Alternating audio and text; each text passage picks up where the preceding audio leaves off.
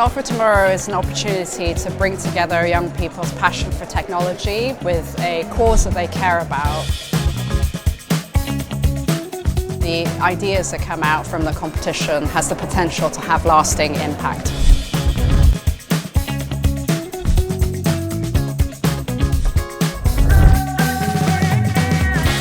I think it's been great because it's so hands-on. To have a whole workshop dedicated to understanding the different prototyping techniques and the resources available.